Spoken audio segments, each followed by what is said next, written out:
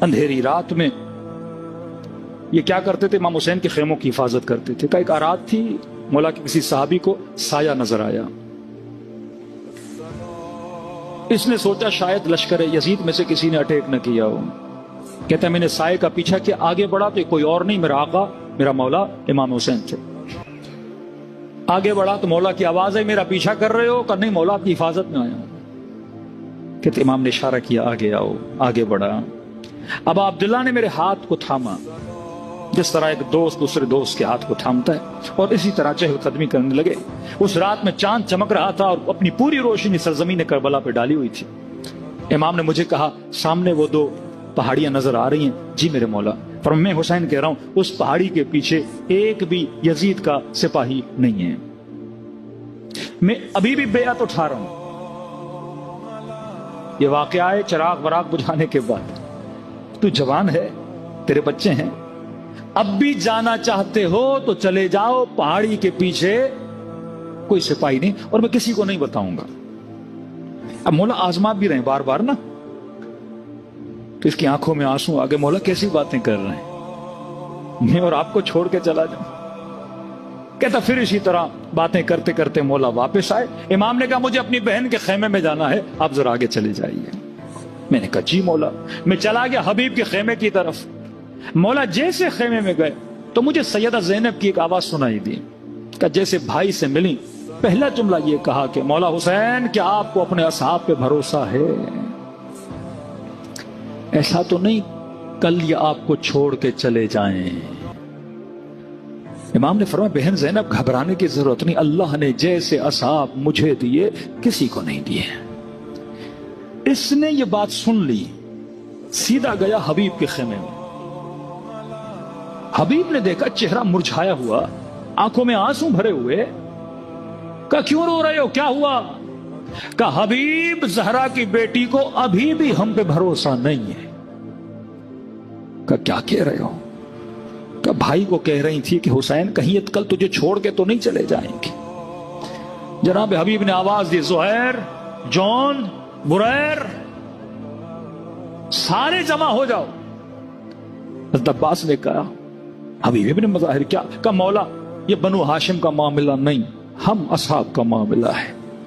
آپ سے اتنی اجازت ہے، ہم سیدہ زینب کے خیمے کے سامنے جا کے کچھ تجدید عہد کرنا چاہتے ہیں تاکہ اس بی بی کے دل کو اطمینان ملے. پریشان ہے. عباس نے کہا ایسی کوئی مولا بس ہمیں اجازت دیں. کہتے سارے اصحاب حسین خیمے سیدہ زینب کے سامنے آ گئے، گھٹنوں پہ بیٹھے اور کہا کہ زہرا کی بیٹی،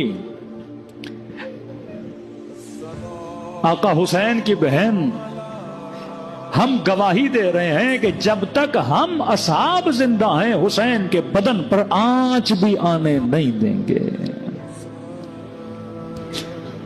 عزم و ارادہ میرے عزیز، کیا وفا کی انہوں نے.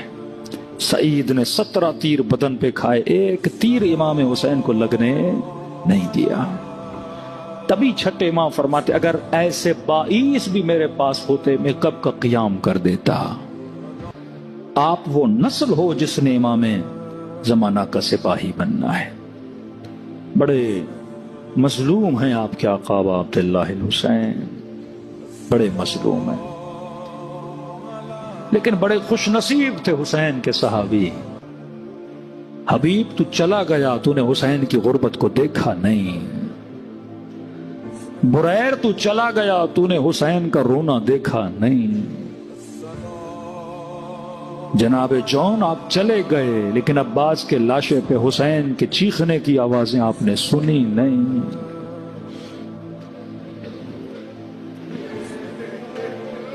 ہر کوئی تکلیف میں تھا نا، لیکن چلا گیا. اکبر چلے گئے، عباس چلے گئے، حبیب چلے گئے. کیا گزری امام حسین پہ جب تکو تنہا رہ گئے.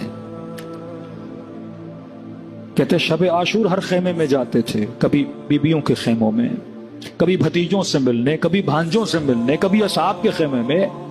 لیکن جب ظہر عاشور آئی تو کہتے ہر خیمے میں جاتے تھے، خیمہ خالی. عباس کے خیمے میں جائیں خالی، اکبر کا خیمہ خالی، حبیب کا خیمہ خالی، زہیر کا خیمہ خالی، تکو تنہا امام حسین اکیلے رہ گئے۔ تبھی کہا کہ شیعو اگر میری غربت پہ رونا ہو تو عاشورہ کے دن کو یاد کر کے رویا کر، جب تیرا مولا تکو تنہا آوازیں دے رہا تھا، ہے کوئی میری مدد کرنے والا، ہے کوئی میری مدد کرنے والا۔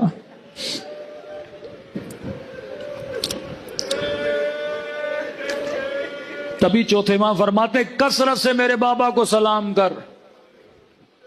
کہ مولا اتنی تاکید کیوں ہے؟ کہ کیونکہ عاشورہ کے دن میرا بابا ترس گیا تھا،